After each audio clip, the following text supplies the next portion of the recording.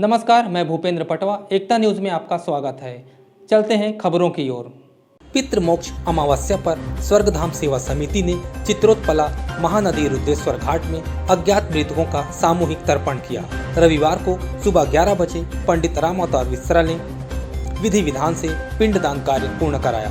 पिंडदान के बाद मंची कार्यक्रम हुए, जिसमें अतिथियों ने स्वर्गधाम के कार्यों की खूब प्रशंसा की। विष्णु विष्णु मासोत्तमे मासे आश्विन मासे शुभे कृष्ण पक्षे च अमावस्यायां तिथौ च अज्ञात पितृ देव प्रीत्यर्थम एक पिंडदानं तस्मै स्वधा। ओम विष्णु प्रीत्यर्थम च अज्ञात पितृदेव प्रीत्यर्थम च एक पिंडदानं तस्मै स्वधा। हरि ओम देव प्रीत्यर्थम एक पिंडदानं तस्मै स्वधा। अज्ञात पितृदेव प्रीत्यर्थम एक पिंडदानं तस्मै स्वधा। अज्ञात तस्मै स्वधा। अज्ञात पितृदेव प्रीत्यर्थम एक पिंडदानं तस्मै स्वधा। अज्ञात पितृदेव प्रीत्यर्थम एक पिंडदानं तस्मै स्वधा। अज्ञात पितृदेव प्रीत्यर्थम एक पिंडदानं तस्मै स्वधा। अज्ञात पितृदेव प्रीत्यर्थम एक पिंडदानं तस्मै स्वधा। अज्ञात पितृदेव प्रीत्यर्थम एक पिंडदानं तस्मै स्वधा। अज्ञात पितृदेव प्रीत्यर्थम एक पिंडदानं तस्मै स्वधा। अज्ञात पितृदेव प्रीत्यर्थम एक पिंडदानं तस्मै स्वधा।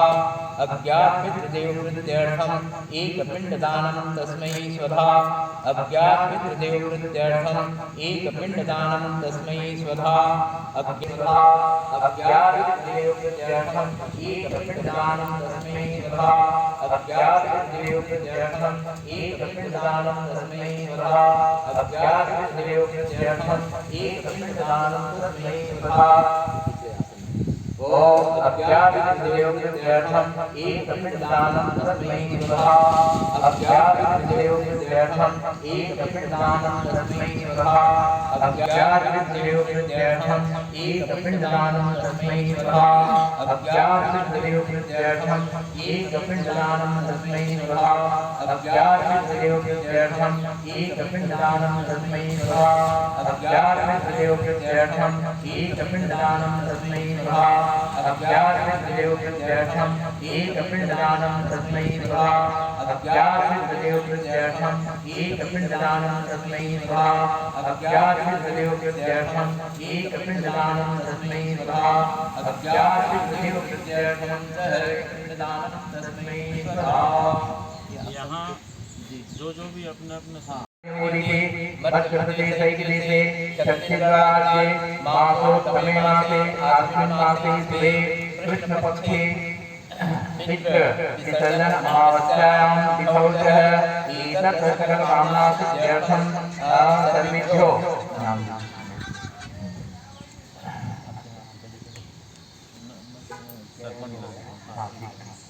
सर्वेभ्यो देवेभ्यो प्राप्तिसिद्ध्यर्थं मोक्षप्राप्तिनिमित्तार्थं एक पिंडदानं तस्मै स्वधा। ओम विष्णु विष्णुमद्य मासोत्तमे मासे च आश्विन मासे शुभे कृष्ण पक्षे च अमावस्यायां तिथौ च अज्ञात पितृदेव प्रीत्यर्थं अमुक नामस्य अमुक गोत्रोत्पन्नोऽहम् एक पिंडदानं तस्मै स्वधा।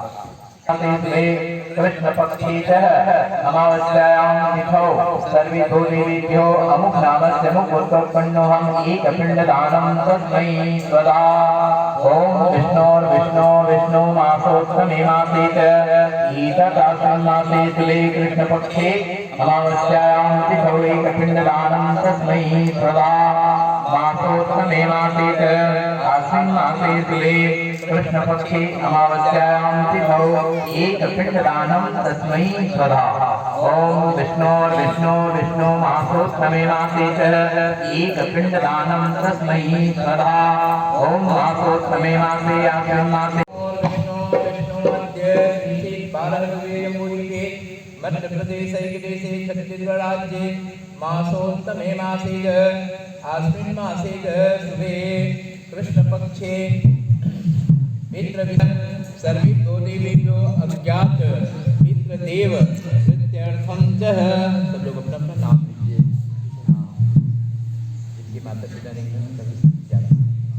सर्वेभ्यो देवेभ्यो पितृदेव पूजानिमित्त्यर्थं मातृदेव पूजाप्रत्यर्थं च सत्यर्थं गंगातीरे च एतत् सर्वेभ्यो देवेभ्यो फलप्राप्तिसिद्ध्यर्थं च मातृकुलविश्वदेवता पितृकुलविश्वदेवताभ्यो एतत् पिता पितामह विद्यापितामह पितामही प्रपितामही विद्याप्रपितामही सर्वेभ्यो देवेभ्यो तर्पणकार्यसिद्ध्यर्थं च अस्य पिंडदान प्रत्यर्थम सकल कामना सिद्ध्यर्थम तर्पण कार्य सिद्ध्यर्थम च अहं करिष्ये हो गया। यहीं पे सामने रख दी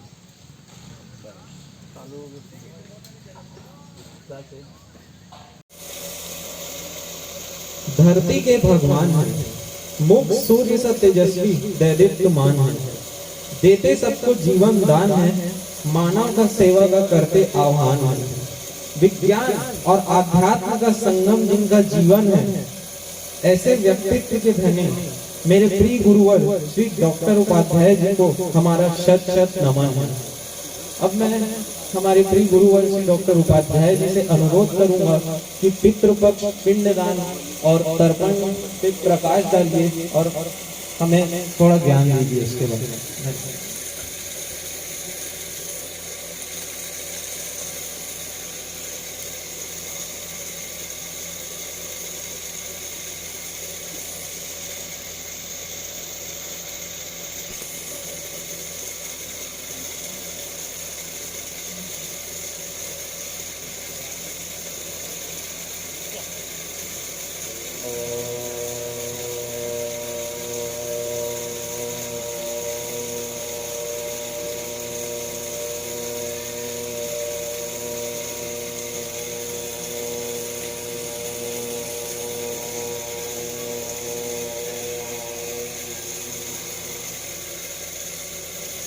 हरि ओम तत्सत हरि ओम तत्सत हरि ओम तत्सत। आज इस आश्विन मास के कृष्ण पक्ष के अमावस्या में उपस्थित चित्रोत्पला गंगा के तट पे विराजित श्री रुद्रेश्वर महादेव के सानिध्य में आज की सभा में उपस्थित आज के कार्यक्रम के मुख्य अतिथि मेरे पिता तुल्य समाज सेवी श्री गोपाल शर्मा जी, मेरे पिता तुल्य शहर के वरिष्ठ सर्जन डॉक्टर प्रभात गुप्ता जी, मेरे अग्रज श्री डॉक्टर हीरा महावर जी, इस स्वर्गधाम समिति के फाउंडर संस्थापक श्री अशोक पवार जी, एवंत गोलछा जी, कार्यक्रम में उपस्थित श्री अर्जुनपुरी गोस्वामी जी, गेल देवांगन जी, श्री सियाराम साहू जी, दीपक भैया और शहर के समस्त प्रबुद्ध नागरिक जन, महिलाएं, मेरे अग्रज, आज मैं सभी को इस पितृमोक्ष अमावस्या पे आप सबको बहुत बहुत बधाई देता हूँ, क्योंकि प्रसंग है पितृमोक्ष अमावस्या। इस श्राद्ध और तर्पण के बारे में कुछ धार्मिक और आध्यात्मिक पहलुओं के बारे में कुछ जानने समझने का, तो अब हम सीधे अब इस ओर चल रहे हैं।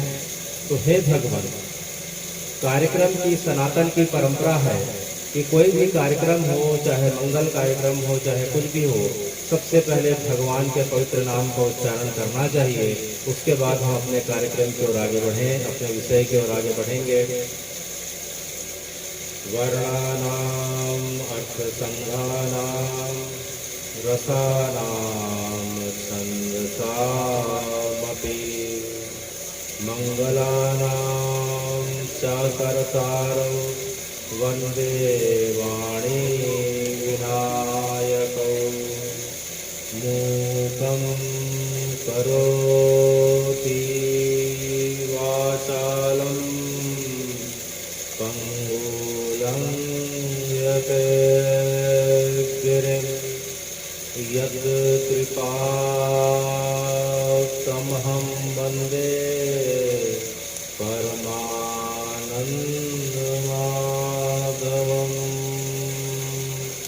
राम रामेति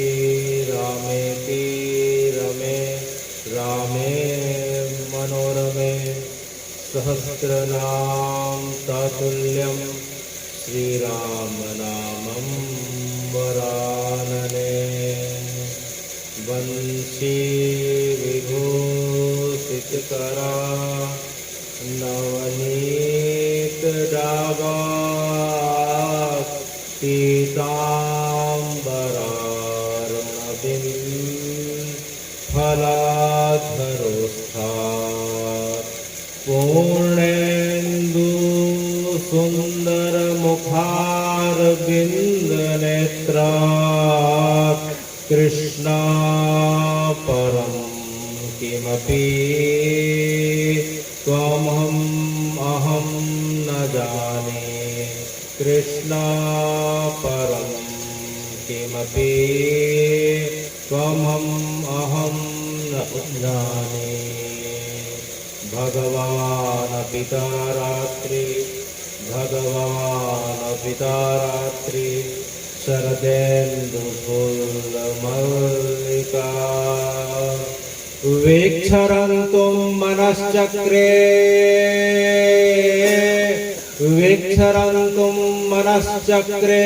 योगमाया उपाश्रिता भगवान पिता रात्रि। हे भगवान, यह पितृपक्ष क्या होता है, किसे पितृपक्ष कहते हैं? तो जो सनातन की जो परंपरा है, जो हम बात कहने और सुनने जा रहे हैं, वह विशुद्ध सनातन की परंपरा है। इस बात के अंतर्गत आने वाले किसी श्लोक या शब्दों के माध्यम से अगर किसी व्यक्ति को या कोई दूसरे पंथ के अवलंबी हो, उन्हें अगर कुछ ठेस पहुंचती है, तो मैं अभी से हाथ जोड़ के करबद्ध क्षमा मांगता हूँ, क्योंकि जो बात होगी वह सनातन की विशुद्ध बातें जो है अब हम सुनने जा रहे हैं। तो भादो मास के शुक्ल पक्ष के पूर्णिमा से लेकर आश्विन मास के कृष्ण पक्ष की अमावस्या तक का जो काल रहता है, जो समय रहता है, उसे हम पितर पक्ष कहते हैं। यह 16 दिनों का रहता है और इस समय यह सनातन की मान्यता है। इस समय हमारे पूर्वज जो शरीर छोड़ के जो जा चुके हैं, जो पीतर बन गए हैं, वह पीतर लोक से वह पुनः इन 16 दिनों के लिए हमारे घर के आसपास आकर निवास करते हैं और हम उनके निमित्त जो है श्रद्धा पूर्वक जो भी उन्हें तर्पण करते हैं वह उन्हें ग्रहण करते हैं और 16 दिन बीतने के पश्चात वे खुशी खुशी से हमें वर्ष भर के लिए आशीर्वाद देते हुए अपने पितर लोक को गमन करते हैं। तो हे भगवान, आपने लोगों की बात बताई, तो यह पितर लोक कहाँ स्थित है? यह पितर लोक, यह पृथ्वी जिसे मृत्यु लोक कहा जाता है, मृत्यु लोक और स्वर्ग लोक के बीच स्थित है। चंद्रमा के दक्षिण भाग में यमलोक के आगे स्थित है। तो हे भगवान, क्या जो है पितर लोक के समान अन्य लोक भी हैं क्या? अन्य लोक भी हैं।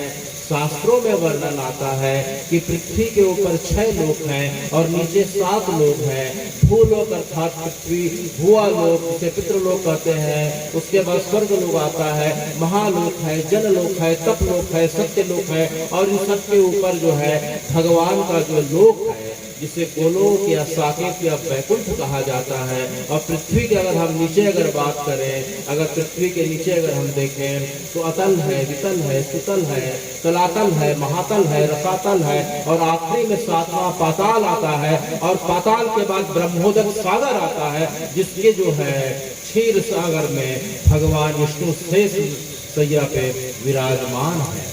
तो इन प्रकार से जो है 14 प्रकार के लोकों का शास्त्रों में वर्णन आता है और जो पितर लोक है, पृथ्वी लोक और स्वर्ग लोक के बीच का जो भाग है वह पितर लोक कहलाता है।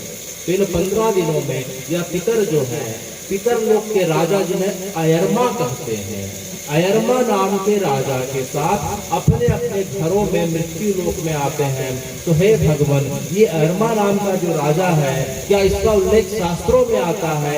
यह कपोल काल्पनिक कथा है कि जिनके साथ हमारे पितर नीचे आते हैं। भगवान गीता जी के 10वें अध्याय के 21वें श्लोक में, जिसे विभूति योग भी कहा जाता है 10वें अध्याय को, उसमें भगवान कहते हैं अनंतस्मि नागानाम वरुणो यादसामहम पितृणाम अयर्मास्मि यमः संयमतामहम। कि अर्थात जो है नागों में मैं अनंत नाग हूँ, जलचरों का अधिपति वरुण हूँ और पितरों का अधिपति मैं अयरमा हूँ और शासन करने वालों में मैं यम हूँ। तो भगवान यहाँ स्वयं कहते हैं कि वे स्वयं अयरमा हैं और उनके साथ जो है हमारे जो पितर हैं वे नीचे पृथ्वी पे आते हैं। तो हे भगवान, ये पितर कौन हुए? ये पितर जो हमारे माता पिता के रूप में, हमारे दादा दादी नाना नानी के रूप में, वृद्ध दादा दादी परदादी के रूप में, वे भी कभी किसी समय इस पृथ्वी पे कभी जन्म लिए थे। वे भी हमारे समान हंसते बोलते खाया करते थे और एक दिन सकाल का चक्र ऐसा आया कि उन्हें शरीर छोड़ के जाना पड़ा, जिसे मृत्यु कहते हैं। और मृत्यु के पश्चात कुछ 1 वर्ष के पश्चात वे पितर लोक में इस प्रकार से स्थित हो जाते हैं। तो हे भगवान, तो ये मृत्यु क्या है? यह मृत्यु क्या है? तो शास्त्र ऐसा कहते हैं, जिसे विज्ञान भी मानता है, कि जब इस भौतिक शरीर के पूर्व जन्मों का प्रारब्ध का भोग सुख और दुख के रूप में जब पूरा हो जाता है, तो इस भौतिक शरीर के अंदर स्थित आत्मा सूक्ष्म और कारण शरीर को लेके उसी समय बाहर निकल जाती है, जिसे हम सामान्य भाषा में मृत्यु कहते हैं।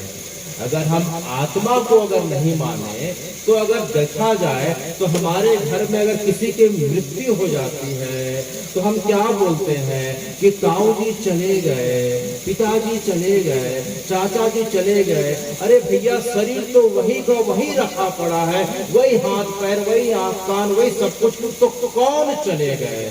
तो कहने का तात्पर्य कि पूर्व जन्म के प्रारब्धों का भोग इस शरीर के इस जन्म में जैसे ही पूरा होता है, हमारे शरीर के अंदर स्थित आत्मा उसे छोड़ के सूक्ष्म और कारण शरीर के साथ गमन कर जाती है, जिसे मृत्यु कहा जाता है। तो हे भगवान, क्या मृत्यु सबके लिए होना है? क्या मृत्यु असंभावी होती है? अरे भाई, इस लोक का नाम ही मृत्यु लोक है। यहाँ जिसका जन्म होता है उसकी मृत्यु निश्चित होती है। इसका अंतिम सत्य ही मृत्यु है। भगवान भी जब मृत्यु लोक में शरीर के रूप में आते हैं तो उन्हें भी इस परंपरा का निर्वहन करना पड़ता है।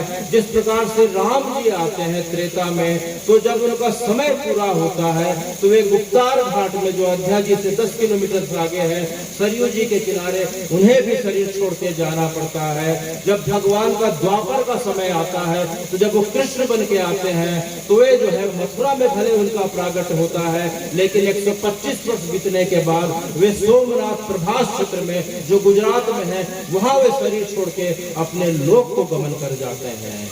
इस लोक में, जिसे मृत्यु लोक कहा जाता है, आज तक ऐसा नहीं हुआ हो कि जिसका जन्म हुआ है और उसकी मृत्यु ना हुई हो।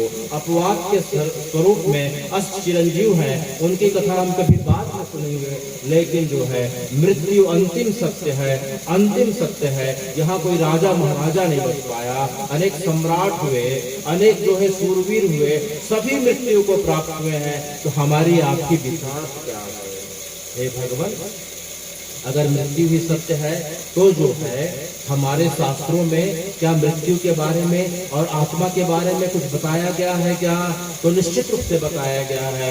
हमारी जो सर्वकालिक और सर्व प्रमाणिक और सार्वभौमिक शास्त्र है, जिसे हम श्री गीता जी कहते हैं, जिसके बारे में भगवान ने स्वयं अपने श्रीमुख से कहा था, तो जो है गीता जी का अगर हम दूसरा अध्याय का अगर 18वां श्लोक देखते हैं, तो 18वां श्लोक में भगवान कहते हैं, अंतवत इमे देहा नित्य उक्त शरीरिणा अनाशिनो अप्रमेश तस्मात् ध्रुव भारता।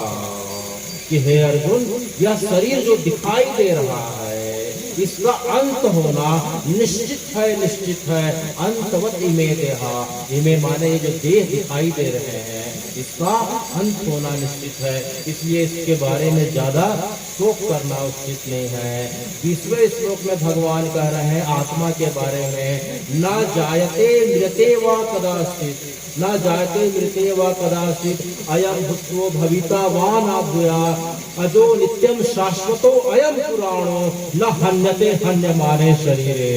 कि जो है हे अर्जुन, जो तुम्हें दिखाई देता है, जो शरीर ही दिखाई देता है, लेकिन शरीर के अंदर जो आत्मा है, ना उसका किसी काल में जन्म होता है, ना जायते, ना कभी किसी काल में आत्मा मृत्यु को प्राप्त होती है, ना मृत्यते, ना जो है यह आत्मा कभी किसी भूत काल में कभी जो है ना किसी को मारती है, ना वर्तमान काल में इसे मारा जाता है। यह आत्मा जो है अनाशिनो अप्रमेय है। अच्छा, तो हे भगवान, क्या जिसका जन्म हुआ है क्या उसकी मृत्यु निश्चित है? भगवान 27वें श्लोक में कहते हैं जातस्य ही ध्रुव मृत्यु, जिसका जन्म हुआ है, जिस जातक का जन्म हुआ है उसकी मृत्यु होना निश्चित है। ध्रुव जन्म ही मृतस्य च, उसी प्रकार से यह भी सत्य है कि जिसकी मृत्यु हो चुकी है उसे भी अगला जन्म मिलेगा। तस्माद परिहारार्थे त्वं किम शोचितुमर्हसि। तो हे अर्जुन, जिसका जन्म हुआ है उसकी मृत्यु निश्चित है, और जिसका मृत्यु हुई है उसका जन्म होना निश्चित है। तो तुम जो है इस प्रकार के पछड़े में पड़ के इतने शंकित क्यों हो रहे हो? तुम तो युद्ध करो, युद्ध करो, युद्ध करो। और जो है भगवान आत्मा के बारे में 28वें श्लोक में कहते हैं अंतवत्, भगवान जो है अव्यक्त आदिनी भूतानि व्यक्त मध्यानि च भारत, अव्यक्त निधना पियो तस्माद किम परिवेदना। कि हे अर्जुन, यह जो आत्मा है जो इस शरीर के पहले भी अव्यक्त थी, इस शरीर के बाद भी अव्यक्त हो जाएगी, बीच का कुछ काल का समय जब मिला तो इस शरीर को धारण करके अपने आप को व्यक्त कर ली, स्त्री के पुरुष के रूप में, जो है पशु पक्षी के रूप में, जलचर थलचर के रूप में। तो जो आत्मा का अधिकांश 2/3 का जो अव्यक्त रहता है, और कुछ समय के पश्चात जो व्यक्त शरीर दिख रहा है वह भी निधन के पश्चात अव्यक्त हो जाएगा। तो अव्यक्त होने वाले इस नाशिन शरीर के बारे में इतना सोच सोच के क्यों परेशान होना? तो हे भगवान, आपने भी आत्मा और शरीर के बारे में हमें बताया। तो जो है मृत्यु होती है तो किसकी होती है? मृत्यु होती है तो किसकी होती है? तो यह मृत्यु जो है शरीर की होती है। वह इस प्रकार से होती है कि जिस प्रकार से कोई व्यक्ति के जो है पहने हुए कपड़े फटे पुराने या गंदे हो जाते हैं तो उसे छोड़ के वह नए वस्त्रों को धारण कर लेता है, उसी प्रकार से जब इस शरीर में आत्मा का भोग पूरा हो जाता है तो यह बीमारी घेर कर लेती है, या बहुत सारी जो है शरीर का घर्षण होके वह इस शरीर के आत्मा के लायक नहीं रहता, तो आत्मा इसे छोड़ के नया शरीर धारण कर लेती है। इसके बारे में भगवान गीता जी के जो है 22वें श्लोक में कहते हैं, दूसरे अध्याय के, वसांसी जीर्णानि यथा विहाय नवानि गृह्णानि नरो प्राणी, यथा विहाय शरीराणि जीर्णा अन्यानि संयाति नवानि। अच्छा, तो हे भगवान, अभी आपने हमें जो है इस शरीर और आत्मा के जो है बारे में बताया। तो यह आत्मा शरीर के अंदर कहाँ रहती है? यह आत्मा शरीर के अंदर कहाँ रहती है? तो भगवान कहते हैं कि जो है अश्वोत्तर श्वेत उपनिषद के 5वें अध्याय के 9वें श्लोक में जो है आत्मा का परिमाप बताया गया है। आत्मा का साइज क्या है? हे भगवान, यह आत्मा का परिमाप या डायमेंशन है। तो भगवान जो है अश्वत्थर उपनिषद के 5वें अध्याय के 9वें श्लोक में कहते हैं, केशे अग्र शतभागस्य शतांश सदृश्य आत्मका जीवा सूक्ष्म रूपो अयम संख्या अतितो ही चित्तकड़ा। कि अगर हम सिर के एक बाल को लें और एक बाल के अग्र हिस्से को, टिप ऑफ द हेयर को अगर 10,000 टुकड़ों में काटें तो जो आखिरी अर्थात 10,000वां हिस्सा जो रहेगा वही आत्मा का परिमाप होता है। अच्छा, तो हे भगवान, जो है आत्मा का जो परिमाप जो है, हाथी का अलग होता है क्या, मनुष्यों का अलग होता है क्या, चींटी कीट पतंग वायरस बैक्टीरिया का अलग होता है क्या? भगवान कहते हैं नहीं नहीं, शरीर सबका अलग अलग परिमाप का हो सकता है, लेकिन आत्मा का परिमाप जो अभी बताया गया कि बाल के अग्रभाग के अगर 10,000 हिस्से किए जाए तो सबसे आखिरी हिस्सा जो है आत्मा का परिमाप होता है। आत्मा इतनी छोटी होती है, आत्मा को कभी नष्ट नहीं किया जा सकता, जिसके बारे में 23वें श्लोक में कहते हैं, भगवान कहते हैं, नैनम छुद्रंती सहस्राणि नैनम दहति पावका न चैनम क्लेदंती आपो न शोष्यति मारुता। किसे न जो है अग्नि जला सकती, ना अस्त्र काट सकते, ना वायु उड़ा सकती, ना जल भिगो सकती। तो यही सिद्धांत विज्ञान का भी है कि जो है ऊर्जा को नष्ट नहीं किया जा सकता, ऊर्जा के रूप को रूपांतरित किया जा सकता है। तो उसी प्रकार आत्मा को भी कभी नष्ट नहीं किया जा सकता। तो हे भगवान, अभी आपने बताया कि आत्मा का परिमाप क्या होता है। तो आत्मा जो है देहधारी के शरीर के किस हिस्से में रहती है, आत्मा का निवास कहाँ है? तो भगवान इसके बारे में गीता जी के 18वें अध्याय के 61वें श्लोक में भगवान कहते हैं, आत्मा सर्वभूतानां हृदय देशे तिष्ठति। आत्मा सर्वभूतानां हृदय देशे तिष्ठति, धाम्यानि सर्वभूतानि अंतरार्हणि माया। कि अर्थात आत्मा प्रत्येक देहधारी के हृदय प्रदेश में निवास करती है, या पंच प्राणों के माध्यम से हृदय प्रदेश में निवास करती है और पूरे शरीर को चैतन्य रखती है। और जब आत्मा के निकलने का समय होता है तो सबसे पहले पंच प्राण निकलते हैं, उसके पश्चात आत्मा निकल जाती है और वह देह जो है अब मृत कहलाता है। तो हे भगवान, ये 5 प्राण क्या हुए? तो जो है हम कभी इनके बारे में चर्चा करेंगे कि प्राण, अपान, उदान, श्याम, समान, व्यान, ये 5 प्राण है शरीर के अलग अलग हिस्सों में, जिसके माध्यम से यह आत्मा जो है शरीर को चैतन्य रखती है। आत्मा के इस शरीर से निकलने के कौन कौन से द्वार हैं? तो आत्मा के इस शरीर से निकलने के 9 द्वार कहे जाते हैं। 7 ऊपर के द्वार हैं, 2 नीचे के द्वार हैं, 2 आंख हो गए, 2 कान हो गए, 2 नसिका हो गई, 1 मुख हो गया, और सामने और पीछे के जो है जननेंद्रिय और जो है उस प्रकार से मलेंद्रिय हो गए। तो जो जिनका जीवन वासना युक्त संसार के भोगों को भोगते हुए बीतता है, हम अक्सर देखते हैं कि मृत्यु के समय मलमूत्र का त्याग कर देते हैं, और जो है बाकी छिद्रों से किस प्रकार से निकलता है। अगर किसी की मृत्यु आंख से होती है, आंख के माध्यम से आत्मा निकलती है तो आंखें खुले रह जाती है। और जो है कई बार हम देखते हैं कान से मैल निकला रहता है, कई बार हम देखते हैं नसिका से म्यूकस का स्राव हो जाता है व्यक्ति की जब मृत्यु होती है, कई बार मुंह खुला रह जाता है, मुंह से इस प्रकार से लार निकली रहती है। तो इस प्रकार से आत्मा के निकलने के 9 द्वार कहे गए हैं। योगियों के लिए जो बड़ा गुप्त द्वार है, जो बड़ा दुर्लभ द्वार है, उसे 10वां द्वार कहा जाता है, जिसे ब्रह्मरंध्र कहा जाता है। योगी अपनी इच्छा शक्ति के माध्यम से अपनी आत्मा को ब्रह्मरंध्र के माध्यम से निकाल देते हैं। और जो है भक्त हैं, हे भगवान, जो भक्त हैं, जो माता पिता के सेवक हैं, जो गौ माता की सेवा करते हैं, जो प्रकृति की सेवा करते हैं, जिन्होंने कभी जीवन में अनावश्यक किसी की बुराई नहीं करी, किसी का अहित नहीं किया, कभी जो है अनावश्यक हिंसा नहीं करी, उनके लिए तो स्वयं भगवान के पार्षद आते हैं।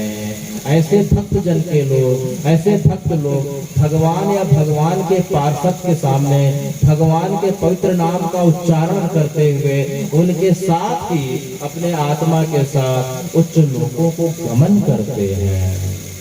अच्छा, तो हे भगवान, आत्मा जो अब शरीर छोड़ दी है, अब आत्मा का दाह संस्कार कर दिया गया, अब इसके पश्चात उसकी आगे की क्या गति होती है? तो इसके बारे में हमारे अनेक पुराणों में वर्णन है। जब आत्मा का शरीर छूट जाता है तो उसका जो अगला पड़ाव होता है वह यमलोक कहा जाता है। यमलोक की पृथ्वी अर्थात मृत्यु लोक से दूरी 10,38,000 किलोमीटर की करीब 86,000 योजन दूर है, और इसे 348 दिनों में उसे पूरा करना पड़ता है। रोजाना करीब 3,000 किलोमीटर की रात दिन की यात्रा तय करनी पड़ती है। मार्ग में जो है इस प्रकार से 16 पड़ाव आते हैं, जहां उसे विश्राम करने को 28 दिनों में एक बार मिलता है। लेकिन इन सबके बीच सबसे मुख्य बात यह है कि जो आत्मा शरीर से सूक्ष्म और कारण शरीर के साथ निकलती है वह अकेले यमलोक की यात्रा जो है करने में सक्षम नहीं होती। मान लीजिए कि हमें यहाँ से दिल्ली या बंबई जाना है, तो हमें जो है सुविधा के लिए या तो हम किसी बस में जाएंगे या किसी ट्रेन में जाएंगे या जो है हवाई जहाज में जाएंगे।